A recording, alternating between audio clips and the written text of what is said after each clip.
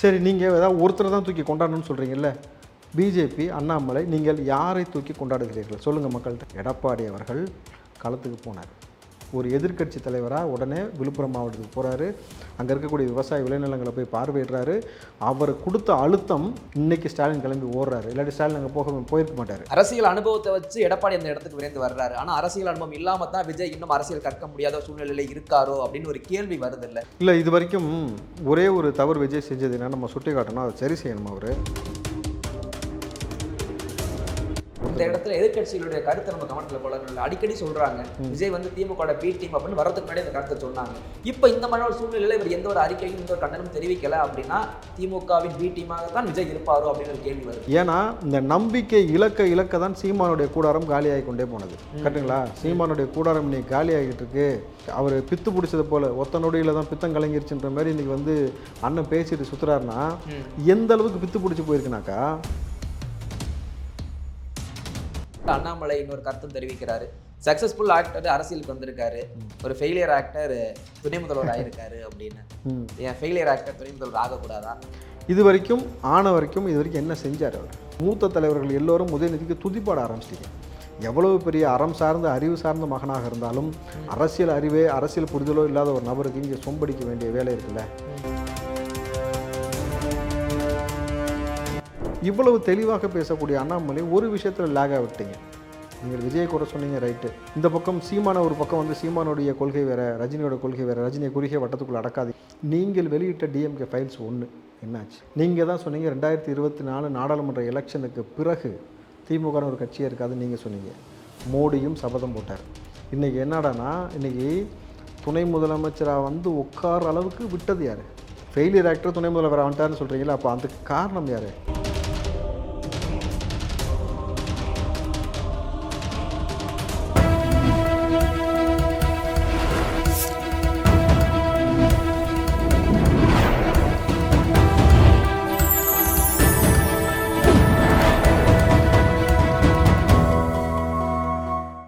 Channel 5 Tamil நேயர்களுக்கு வணக்கம்.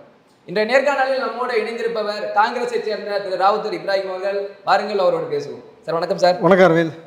Sir, Annamalai அவர்கள் சர்வதேச அரசியல் படிப்பை முடிச்சுட்டு தாயகம் திரும்பி இருக்காரு. வந்த உடனே ஆளும் கட்சி திமுக பற்றி விமர்சிப்பார் அப்படின்னு அதிகளவில் எதிர்பார்த்தாங்க. ஆனால் அதிகமாக புதிதாக வந்த விஜயை பற்றி தான் அதிகமாக கருத்துக்கள் தெரிவித்தார். குறிப்பாக சொன்னார், விஜய் அவர்கள் இளைஞர்கள், பெண்கள், குழந்தைகள் மனதில் இடம் பிடிச்சிருக்காரு. ஆனால் அரசியல் களம் வேறு, இவங்களை பார்த்து பாஜக பயப்படாது அப்படின்னு வார்த்தையும் பயன்படுத்துறாரு. இந்த கருத்தை எப்படி பார்க்குறீங்க? அண்ணாமலை எதுக்கு படிக்க போனான்னு சொன்னீங்க? சர்வதேச அரசியல். ஆனால் வந்து கேட்டரிங் படிக்க போன மாதிரி உட்காந்து பேசிகிட்டு இருந்தார். நீங்கள் விஜயை எதில் விமர்சிக்கணுமோ அதில் கோட்டை விட்டுட்டீங்க. எதை விமர்சிக்கக்கூடாதோ அதை விமர்சிக்கிறீங்க. நீங்கள் கிச்சடி பாலிடிக்ஸ்ன்னு சொல்லி பேசுகிறீங்க. சாம்பார், ரசம், தயிர் மூணையும் சேர்த்து வச்சா எப்படி சாப்பிட்றதுன்ட்டு குறிப்பு சொல்கிறதுக்கு தாம் இருக்கார், வெங்கடேஷ் பட் இருக்கார். நீங்கள் அரசியல் கட்சி தலைவர், நீங்கள் எதுக்கு இந்த வேலையை பார்க்குறீங்க? இது எப்படி ஆயிடுச்சுன்னா, சீமான் சொன்னார் பார்த்தீங்கன்னா, சாம்பார் கருவாட்டு சாம்பார். இப்போ அதே போல் இவரும் வந்து சாம்பார் ரசம், நாக்பூர்லேருந்து 2 பேருக்கு ஒரே மாதிரி எழுதி கொடுத்தாங்களான்னு கேட்குறாங்க. இது அரசியலில் பேசும் பொருள் ஆயிடுச்சு. நீங்கள் வந்த உடனே அடிக்கணும்னு நினச்சது யாருன்னா, உங்களுடைய 2 பேருக்குமான பொது எதிரி யார்? திமுக. திமுகவை அடிச்சிருக்கணும். இல்லையா? விஜயிடம் நீங்கள் வைக்க வேண்டிய கேள்வி என்னாக இருந்திருக்கணும்னாக்கா, இவ்வளோ பெரிய பாதிப்பு தமிழ்நாட்டில் ஏற்பட்டிருக்கு, களத்துக்கு ஏன் விஜய் வரல? உங்களுக்கு ரசிகர்கள் கோடானி கோடி பேர் இருக்கிறாங்க. குறிப்பாக சொல்கிறாரு அண்ணாமலை, என்னுடைய வீட்டிலையும் விஜய் ரசிகர்கள் தான், ஆனால் ஓட்டு போடுவாங்களா அப்படின்னாக்கா தெரியலன்றாரு. ஒருவேளை அண்ணாமலை அரசியலுக்கு வராமல் இருந்தால் விஜய்க்கு ஓட்டு போட்டிருப்பாங்க. அண்ணாமலை வந்தனால அண்ணாமலைக்கு ஓட்டு விலகும். ஆனால் இந்த இடத்தில் இவர் அழகாக கேட்டிருக்க வேண்டிய கேள்வி என்னன்னாக்கா, யதார்த்தமான ஒரு வெளிப்படையான ஒரு விஷயம் பேசுவோம். திமுக ஒரு நிலைப்பாடு நாடகம் போடுது. என்ன நாடகம் போடுது? மக்கள் பாதுகாப்பாக இருக்காங்கன்னு சொல்லுது. இந்த மழை வெள்ளம் வந்ததுக்கு நாடகம் தானே. அவங்க ஆரம்பத்துலேருந்தே நாடக கம்பெனி வச்சு தான் நடத்துகிறாங்க. நாடக கம்பெனி இன்னொரு பக்கம் ஃபோட்டோ ஷூட்டு நடக்கிறது. இது இவ்வளோ 2 தான் செஞ்சுட்டு இருக்காங்கன்னு வச்சுங்க. இல்லாட்டி முதலமைச்சர் வாக்கிங் போவாராம், அந்த நேரத்தில் பெண்கள்லாம் அப்படியே ஐயா அப்படின்ட்டு ஓடியாருவாங்க. பார்த்துருக்கீங்களா? நாடக கம்பெனி நடந்து போவாராம். சரி தம்பி, நீங்கள் நானும் வாக்கிங் போகிறோம், நம்ம 2 பேரும் பேசுனது எப்படா செய்தியாக வருது அப்படின்னு கேள்வி கேட்டால் எப்படி என்ன சொல்லுவீங்க? ஒன்று நீ ஆள் வச்சு எடுத்துருக்கணும், இல்லை நான் ஆள் வச்சு எடுத்துருக்கணும். இவர் 2 பேரும் வாக்கிங் போகும்போது மாமன்னனை பற்றி பேசுகிறாங்க. வந்துச்சா இல்லையா? செய்தியாக வந்துச்சா இல்லையா? நீங்களும் நானும் முதல்வருக்கு இணையாக இருக்க முடியுமா? எப்படி முதல்வருக்கு இணையாக? நமக்கு இணையாக இருந்தாலும் தான் முதல்வரும் இப்போ முதல்வராக உட்காந்துருக்காரு. நாளைக்கு யாருக்கு தெரியும்? நீங்கள் நானும் எந்த இடத்துல வேணால் இருக்கலாம். புரியுதுங்களா? அப்போது சாமானியனை நீங்கள் புறம் தள்ளிட்டு போயிடக்கூடாது. நீங்கள் நாடக கம்பெனி வச்சு நடத்துகிறீங்களா, அதை மாதிரி நிப்பாட்டணும். இப்போது இவர் ஒரு பக்கம் நாடகம் மாறார், இதற்கு எதிர்வினையாக எடப்பாடி சொல்கிறார், அந்த கருத்து போடுறாங்க, ஷார்ட்ஸாக போடுறாங்க, அப்படியே ஒரே ஃப்ரேமில் 5 தலைவர்கள். இந்த பக்கம் ஸ்டாலின் சொல்கிறார், உடனே வந்து இந்த பக்கம் பார்த்தீங்கன்னாக்கா எடப்பாடி சொல்கிறத போடுறீங்க, இந்த பக்கம் வாங்க அண்ணாமலை சொல்வதை போடுவீங்க, இந்த பக்கம் சீமான் சொல்கிறத போடுறீங்க, இந்த பக்கம் காங்கிரஸ் தலைவர் சொல்கிறத போடுவீங்க, இந்த பக்கம் விஜய் சொல்கிறது என்ன போடுவீங்க? ஒரு லெட்டர் தூக்கி காட்டுவீங்களா? இன்னும் சொல்லப்போனால் இந்த லெட்டர் கூட இந்த வாட்டி வரல விஜயிடம் இருந்து. அப்போது இது பெரிய பின்னடைவு விஜய்க்கு. அப்போ இதை இவர் சுட்டி காட்டினார்னாக்கா அண்ணாமலை கரெக்டான பாலிடிக்ஸ் மூலம் போகிறான்னு அர்த்தம். வந்த உடனே விஜயை குறித்து பேசுகிறேன்னு சொல்லிட்டு சமையல் குறிப்பை பற்றி பேசுகிறது. நீங்கள் என்ன சொன்னீங்க? சாம்பார் ரசம் தயிர். சரி, ஒரு விஷயம் புரிஞ்சுக்கங்க, யதார்த்தமான உண்மையை சொல்கிறேன். நம்ம ஊரை பொறுத்தனாலே பிரியாணி தாங்க. என்ன பிரியாணி? பிரியாணினாலே மட்டன் தான். சிக்கனில் செய்கிறது பிரியாணியே முதல்ல கிடையாது, சரிங்களா? சரி, மட்டன் பிரியாணியில் இந்த பக்கம் அவர் சொன்ன தயிர் இருக்குல்ல, அதை தான் ரைத்தா செய்வோம். இந்த பக்கம் அவர் சொன்னால பருப்பு, அதை வச்சு தான் தால்ச்சா செய்வோம். சரி, கூட கத்திரிக்காய் வச்சு தொக்கு செய்வோம். புரியுதுங்களா? அப்போ இது மூணையும் அப்படியே இது ஒரு வாய் அது ஒரு வாய் அது ஒரு வாய்ன்னு சாப்பிடும்போது சொல்லும் போதே நாக்கில் வச்சு வருதா? பிரியாணியில் என்ன போடுவீங்க? மட்டன் தான், ஆடு தான். So mutton biryani. இந்த பக்கம் பார்த்தீங்கன்னாக்கா இந்த பக்கம் இதெல்லாம் மூணையும் வச்சு சாப்பிட்டுட்டு கடைசியாக கொஞ்சம் ஒயிட் ரைஸ் வச்சு ரசம் ஊற்றி சாப்பிடுவோம். அப்போ எல்லாருமே சேர்த்து தான் சாப்பிட்றோம். இந்த கலவை உங்களுக்கு காலங்காலமாக ஒத்துக்குச்சு. புரியுதுங்களா? புதுசாக நீங்கள் ஒரு விஷயத்த சொல்ல வரீங்க அப்படின்ற மாதிரி நீங்கள் உணவை பற்றி பேசாமல் வேறு விஷயத்தை கையில் எடுத்து பேசினீங்கன்னா சரியான அணுகுமுறை. அதை விட்டுட்டு நீங்கள் இப்படி சமையல் குறிப்பை சொன்னீங்கன்னாக்கா காலங்காலமாக இங்கே எல்லாருமே ஒத்துக்கிட்டு இருக்கிறோம். சரி, நீங்கள் என்ன சொல்கிறீங்க? 10 தலைவருடைய ஃபோட்டோ வச்சுக்கிட்டாக்கா உங்களை யாரும் விமர்சிக்க மாட்டாங்க அப்படின்றதுனால நீங்கள் வந்து 10 தலைவரோட ஃபோட்டோ வச்சுட்டீங்கன்னு சொல்கிறீங்க. சரி, தமிழ்நாட்டிற்காக ஒரே ஒரு தலைவன் தான் போராடிருக்கான அது வரைக்கும் வரலாற்றில்? இல்லை, இந்தியாவிற்காக, இந்தியா சுதந்திரத்திற்காக எத்தனையோ பேர் இருக்காங்க. அப்போது தமிழ் மண்ணுக்காகவும் இந்திய சுதந்திரத்துக்காகவும் போராடிய 10 நபர்களை தூக்கி கொண்டாடுவதில் உங்களுக்கு என்ன பிரச்சனை? சரி, நீங்கள் ஏதாவது ஒருத்தர் தான் தூக்கி கொண்டாடணும்னு சொல்கிறீங்கல்ல. பிஜேபி, அண்ணாமலை, நீங்கள் யாரை தூக்கி கொண்டாடுகிறீர்கள் சொல்லுங்கள் மக்கள்கிட்ட. அவர் என்ன சொல்லுவார் சொல்லுங்கள்? சார், இவர் அம்பேத்கர், காமராஜர், புரியுதுங்களா, பெரியார், வேலுநாச்சியார்னு சொல்லி எல்லாத்தோடைய சேர சோழ பாண்டிய மன்னர்லாம் வச்சு கொண்டாடிட்டாருங்க. அண்ணாமலை எதை வச்சு கொண்டாடுவார்? யாரை சொல்லுவார் இங்கே தமிழ்நாட்டு அரசியலுக்குள்ள? மோடியவா? நீங்கள் அதிகபட்சமாக சொன்னால் மோடி தானே சொல்லுவீங்க. மோடி வாழுகின்ற தலைவர். நான் அதை பற்றி கேட்கல. கடந்த கால வரலாற்றில் முத்திரை பெற்ற தலைவர்களை தூக்கி கொண்டாடணும், அவங்க சித்தாந்தத்தை பற்றி பேசணும்னாக்கா நீங்கள் எதை பற்றி பேசுவீர்கள்? அப்போது எல்லா தலைவரும் சொன்ன எல்லா கருத்தையும் ஒரு மனுஷன் அப்படியே ஒத்துக்கணுன்ற அவசியமும் கிடையாது. நமக்கு தனி மனித உரிமை இருக்கணும் பொழுது பெரியார் சொல்லியிருக்க விஷயத்தில் குறிப்பிட்ட விஷயம் எனக்கு பிடிச்சிருக்கு, அம்பேத்கர் சொன்னது குறிப்பிட்ட விஷயம் பிடிச்சிருக்கு, இதை நான் ஒத்துக்கிறேன், இதை நான் ஒத்துக்கலை, எனக்கு இதுதான் சித்தாந்தம், நான் இப்படி தான் போகிறேன், நான் யாரையும் புறம் தள்ளவும் இல்லை, நான் யாரை புறந்தள்ளுகிறேன்? திமுகவை புறந்தள்ளுகிறேன். அண்ணாமலை இதை சொல்றது காரணம் இந்த தலைவர்கள் எல்லாம் எனக்கு எல்லா கருத்துக்களையும் ஏத்துக்கிறேன்னு சொல்றது நடவடிக்கையா இருக்கா, இல்ல எல்லாருடைய கருத்துக்களையும் தலைவர்களை ஃபாலோ பண்ணுற ஓட்டு எனக்கு வேணும் அதுக்காக தான் வைக்கப்பட்ட பதாகைகள் இது அப்படின்ற எண்ணப்பாட்டில் தான் இந்த கருத்தை வெளியிட்டிருக்காரு. அதாவது விஜய் ரொம்ப தெளிவாக சொல்லிட்டாப்புல. இங்கே இருக்கக்கூடிய அவருடைய அரசியல் என்னன்னு சொல்லிட்டாங்கன்னா சமூக நீதி அரசியல். ஏற்கனவே திமுக சமூக நீதியை சவப்பட்டில் ஏற்றிக்கிட்டு இருக்கு. அப்போ இந்த சமூக நீதி அரசியல் நிலைநாட்டணும், மதசார்பற்ற விஷயத்தை வந்து இங்கே உடைக்கணும், பிறப்புக்கும் எல்லா உயிருக்கும்ன்ற அடிப்படையில் எல்லோருக்கும் எல்லா விஷயமும் கிடைக்கணும், ஒரு குடும்பத்திற்கு மட்டும் பிடித்து கொண்டு ஒரு குடும்பமே இங்கே வந்து நாட்டை கபலீகரம் செய்து கொண்டிருக்கு இல்லையா, இதை உடைக்கணும்ன்றதை தெளிவாக பேசுகிறாரு. பெரியார் வந்து கொள்கை மறிப்பு, எந்த கொள்கையை மறிக்கிறோம்? பெரியார் சொன்னதுனாக்கா கடவுள் மறுப்பு நாங்கள் மறுக்கிறோம். மற்றபடி அவர் சொன்னார்ல திமுக தேவைப்பட்டா பதவிக்காக அப்படின்னு வார்த்தை சொல்லியிருக்காரு, அதெல்லாம் நாங்கள் ஒத்துக்கிறோன்னு எடுத்துக்கலாம். புரியுதுங்களா? காமராஜர் கல்வியை படிங்கன்னு சொன்னார். இன்னும் சொல்லப்போனால் கல்வியின் தந்தைன்னு அவர் தான் நம்ம சொல்கிறோமே, அதை நாங்கள் ஒத்துக்கொள்கிறோம். அம்பேத்கர் என்ன சொன்னார்? நீ எந்த ஒடுக்கப்பட்ட சாதியாக இருந்தாலும் எவ்வளவு நலிவடைந்த வறுமை நிலையில் இருந்தாலும் கல்வியை கையில் எடு, அதிகாரத்தை கைப்பற்று, நீ உச்சாணி கொம்புக்கு வருவேன்னு சொல்கிறார். அதை நாங்கள் எடுக்கிறோம். அதனால தான் மாணவ பிள்ளைகளை அரசியல் பழகுகள், அரசியலுக்குள்ளே வந்து அதை ஒரு துறையாக தேர்ந்தெடுத்து வாங்கன்னு சொன்னோன்னு சொல்கிறார் விஜய். இப்போ இவ்வளவு தெளிவான ஒரு ஸ்டேட்மெண்ட் சொல்லியிருக்கும் பொழுது நீங்கள் இதை டச் பண்ணியிருக்கக்கூடாது. நீங்கள் டச் பண்ணியிருக்கணும். வந்த உடனேக்கா இவ்வளோ பெரிய பாதிப்பு ஏற்பட்டிருக்கு தமிழ்நாட்டில், விஜய் ஏன் இந்த அரசியலில் வந்து ஒரு அறிக்கை கொடுக்கல? இதை கேட்கலாம். இது தார்மீக உரிமை இருக்குது. ஏன்னா விஜயோடைய கட்சியை சார்ந்த செய்தி தொடர்பாளர்கள் இன்றைக்கி ஊடகங்களில் போய் கலந்துக்கிறாங்க. இன்னும் சொல்ல போனீங்கன்னா சேட்டலைட் சேனல்லாம் விவாதங்களில் கலந்துக்கிறாங்க. சார், திமுககாரன் என் தலைவர் இதை சொன்னார், அதிமுககாரன் என் தலைவர் இதை சொன்னார், நாம் தமிழர் என் தலைவர் இதை சொன்னார் பேசுவீங்க. விஜய் கட்சி என்னன்னு பேசுவீங்க? இந்த மழை வெள்ளத்தை பற்றி நாங்கள் களத்துக்கு போய் வேலை செஞ்சோன்னு நீங்கள் சொல்ல முடியாது. உங்கள் தலைவர் என்ன சொன்னார் தான் கேள்வி அங்கே வரும். ஏன்னா ஒரு கட்சி ஒரு தலைவனை சார்ந்து தானே வருகிறத தவிர அடிமட்ட தொண்டர்களை சார்ந்து அங்கே வந்து முன்னிலைப்படுத்தவே மாட்டாங்க ஊடகத்தை பொறுத்த வரைக்கும். அப்படின்னும் பொழுது அந்த இடத்துல விஜய் வந்து பெரிய செட்பேக் சந்திச்சிட்டார். இந்த இடத்தில் விஜயகாந்தாக இருந்திருந்தால் வேட்டியை மடிச்சுக்கிட்டு இறங்கியிருப்பார். விஜய்க்கு ஒரு பெரிய ஒரு வாய்ப்பு என்னமா தெரியுமா இருந்துச்சு, அவர் மாநாடு நடத்தின விக்கிரவாண்டி அங்கே முங்கிட்டு இருக்கு தண்ணியில், விழுப்புரம் சுத்தமாக காலி, விக்கிரவாண்டி மட்டும் உங்களுடைய ஓட்டை கன்சல்டேட் பண்ணுறதுக்கு எல்லாமே ஏற்பாடு பண்ணிட்டீங்க, அங்கே நிலம் கொடுத்த விவசாயிகளை கூப்பிட்டு உணவு போட்டு கௌரவிச்சிட்டிங்க. ஸோ அது உங்களுக்கு ஓட்டு கன்சல்டேட் ஆயிடுச்சு. ஆனால் விழுப்புரம் மாவட்டத்தை உங்கள் கண்ட்ரோலில் எடுத்துகிட்டு வரதுக்கு ஒரு பெரிய வாய்ப்பு. அழகாக விஜய் நல்லா யோசிச்சு பாருங்கள் தம்பி, இடுப்பளவு மார்பளவு தண்ணி விழுப்புரம் முழுக்க போய் களத்தில் இடுப்பளவு தண்ணி நின்னார்னு வச்சுங்களேன், நேஷ்னல் நியூஸ். வெறும் தமிழ்நாட்டு செய்தியாக மாறி இருக்காது, நேஷ்னல் நியூஸாக மாறி இருக்கும். அப்போ வந்து தமிழ்நாட்டை இப்படி தான் வச்சு கொண்டிருக்காங்களா, இந்த இந்தியா கூட்டணி இருக்கக்கூடிய இந்த திமுக நாட்டை இப்படி தான் நாசம் செய்து வைத்து கொண்டு இருக்கிறாங்கன்னு சொல்லிட்டு டெல்லியிலேருந்து ஒட்டுமொத்த நாடுகளும் திரும்பி பார்க்குற வகையில் ஒரு பெரிய அரசியலை செஞ்சுருக்கலாம். தவற விட்டுட்டீங்க. ரெண்டாவது, அந்த ஓட்டெல்லாம் உங்களுக்கு கன்சல்டேட் ஆகிருக்கும். மூணாவது, விஜய்க்கு அரசியல் தெரியாதுன்னு சொன்னீங்களா, பாருங்க வந்துட்டார் களத்துக்குன்னு சொல்லி ஒரு பேர் வந்திருக்கும். ஆனால் இப்போவும் விஜய் இந்த ஒரு விஷயத்தில் பெரிய தவறு செஞ்சு எங்கே இருக்காருன்னு தெரியல. இந்த நிமிடம் வரைக்கும் அறிக்கை வரல. ஆனால் எடப்பாடி அவர்கள் களத்துக்கு போனார். ஒரு எதிர்க்கட்சி தலைவராக உடனே விழுப்புரம் மாவட்டத்துக்கு போகிறாரு. அங்கே இருக்கக்கூடிய விவசாய விளைநிலங்களை போய் பார்வையிடுறாரு. அவர் கொடுத்த அழுத்தம் இன்னைக்கு ஸ்டாலின் கிளம்பி ஓடுறாரு. இல்லாட்டி ஸ்டாலின் அங்கே போயிருக்க மாட்டார், மழை பெய்யுதுன்ட்டு. ஆனால் இவங்க திமுககாரன் என்ன சொல்கிறாங்க தெரியுமா, சார் அங்கே தொடர்ந்து மழை பெஞ்சிக்கிட்டே இருந்துச்சு சார், அதனால தான் முதல்வர் போல, இன்றைக்கி போகிறாரு. ஒரு காரணம் சொல்கிறாங்க. ஏன்னா மழை பெஞ்சிட்டு இருக்கும்போது எடப்பாடி போனார், அவர் மனுஷன் இல்லையா, நீங்கள் மட்டும் தான் போனாக்கா நெல்லாம் நீங்கள் போனவொடனே முளைச்சிறதுக்கு ஈரமானவனே, புரியுதுங்களா? அப்போ இந்த புரிதல் உங்களுக்கு இல்லை. அப்போது எடப்பாடி அவர்கள் கரெக்டாக அந்த இடத்துல ஒரு மூவ் பண்ணிட்டார். அரசியல் அனுபவம் அதான் மெயின். அரசியல் அனுபவன்றதை ரொம்ப நேர்த்தியாக கையாண்டிருக்காரு.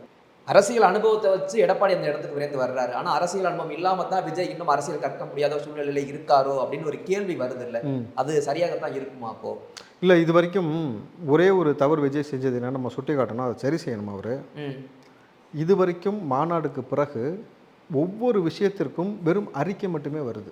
அவர் லெட்டர் பேடில் ஒரு அறிக்கை வருது. அது அவர் தான் கொடுத்தாரா, அவர் அட்மின் கொடுத்தாரா, புரியுதுங்களா? இங்கே எல்லாருக்கும் அட்மின் கொடுத்தாங்கன்னு ஒரு பழக்கம் இருக்குது சொல்கிறது. ஹெச் ராஜா ஒரு முறை சொன்னார், திருமாவளவன் ஒரு முறை சொன்னார், அந்த மாதிரி போயிடும். அட்மின் போட்டார், நாளைக்கு ஏதாவது ஒன்று சிக்கல்னா. அப்போது ஒவ்வொரு அரசியல் கட்சி தலைவர்களும் அரசியலை குறித்து உங்களுக்கு நேர்காணல் கொடுக்குறாங்க. நீங்கள் நேர்காணல் கொடுக்காட்டியும் அட்லீஸ்ட் உங்கள் கையில் மொபைல் இருக்குல்ல, இல்லை உங்கள்கிட்ட அசிஸ்டண்ட் யாராவது கண்டிப்பாக இருப்பாங்க, உங்களை சுற்றி இருப்பாங்க, மொபைலை வச்சுட்டு ஒரு 2 நிமிஷம் ஒரு 5 நிமிஷம் காணொலியாக பேசி நீங்கள் வெளியிட்டிங்கனாக்கா அது அரசியலில் பெரிய இம்பேக்ட் ஏற்படும். ஒவ்வொரு தலைவர்கள் பேசியதாக காணொலியில் போட்டுக்கிட்டே வரும்பொழுது விஜய் கொடுத்த அறிக்கை மட்டும் தூக்கி நீட்டினாக்கா இது உங்களுக்கு செட்பேக் இல்லையா? அப்போது இந்த அரசியலை நீங்கள் கற்றுக்கணும். களத்துக்குள்ளே நீங்கள் எவ்வளோ தான் ஷூட்டிங் பிஸியாக இருந்தாலும் என்னவா நடந்து கொண்டு இருந்தாலும் மக்கள் பிரச்சனை வந்த பொழுது அதை ஓரம் கட்டிட்டு இதுக்கு தான் நீங்கள் முக்கியத்துவம் கொடுத்து. இந்த இடத்துல எதிர்கட்சிகளுடைய கருத்தை நம்ம கமெண்ட்ல போல அடிக்கடி சொல்றாங்க, விஜய் வந்து திமுக பி டீம் அப்படின்னு வரதுக்கு முன்னாடி இந்த கருத்தை சொன்னாங்க. இப்போ இந்த மாதிரி ஒரு சூழ்நிலையில் இவர் எந்த ஒரு அறிக்கையும் எந்த ஒரு கண்டனம் தெரிவிக்கல அப்படின்னா திமுகவின் பி டீமாக தான் விஜய் இருப்பாரோ அப்படின்னு ஒரு கேள்வி வருது. இல்லை, இதுக்கு முன்னாடி விஜய் வந்து பிஜேபியோட பி டீம்னு வேறு சொன்னாங்க. எத்தனையோ கட்சிகளின் பி டீமாக தான் சொல்கிறாங்க. அப்போது என்ன சொல்லணும்னா, இந்த விஜய் அதை தான் முன்னாடி சொன்னார், இந்த பெயிண்ட் பா தூக்கிட்டு வராதிங்கன்னு சொன்னார். என் மேலே எந்த சாயமும் பூச வராதிங்கன்ட்டு. ஆனால் உங்கள் மீது எந்த சாயமும் பூசப்படவில்லை. ஆனால் உங்களை நம்பி கோடி பேர் உங்கள் கூட வந்து நின்றுட்டான். உங்களுக்கு உறுப்பினர் சேர்க்க அவ்வளோ பேர் வந்து நின்று இருக்கிறாங்க. மக்கள் வந்து உங்களை நம்பி வர ஆரம்பிச்சிட்டாங்கன்னா உங்கள் மீது வைத்திருக்கக்கூடிய நம்பிக்கையை நீங்கள் காப்பாற்றணும். ஏன்னா இந்த நம்பிக்கை இலக்க தான் சீமானுடைய கூடாரம் காலியாகி கொண்டே போனது. கரெக்டுங்களா? சீமானுடைய கூடாரம் இன்னைக்கு காலி ஆகிட்டு இருக்கு. கிட்டத்தட்ட என்ன சொல்கிறது, அவர் பித்து பிடிச்சது போல் ஒத்த நொடியில் தான் பித்தம் கலங்கிருச்சுன்ற மாதிரி இன்றைக்கி வந்து அண்ணன் பேசிட்டு சுற்றுறாருன்னா எந்த அளவுக்கு பித்து பிடிச்சி போயிருக்குனாக்கா, அவர் சொன்ன கதையவே சொல்லுவோமே. எவ்வளோ கதை சொல்லியிருக்காரு, உடனே எந்த கதைன்னு கேட்காதீங்க, 1000 கதைகள் சொல்லியிருக்காரு. அதில் ஒரு கதையை சொல்லுவோம். இப்போ அந்த மாவீரன் நாளில் பேசினார். வெளி மாநிலத்தில் ஒருத்தன் வந்து புலிகிட்ட போய் உணவு போட்டு பேசுகிறான், ஹிந்தியில் பேசுகிறான், இந்த மொழியில் பேசுகிறான், அந்த மொழியில் பேசுகிறான், எந்தெந்த மொழியோ பேசலை. நம்மளால் ஒரு ஆள் பார்த்துட்டே இருந்தான். போய் தமிழில் பேசினா புலி ஒன்று எடுத்து சாப்பிட்டுருச்சு. ஏன்னா தமிழ் புலிடா. எப்படி கேட்கவே கேனத்தனமா இல்லை? வட மாநிலத்தில் ஒரு புலிகிட்ட போய் பேசினான்னா தமிழில் பேசினது புரிஞ்சிருச்சானோ. அப்போது இந்த மாதிரி பித்து பிடிச்ச மாதிரி அவர் பேசியிருக்காரு. காரணம் என்ன? நான் 2000 கோடியை உதறிட்டு வந்தேன். என்ன உதறிட்டு வந்தேன்? உனக்கு 2000 கோடி கொடுக்குறது சொன்னது யாருமால?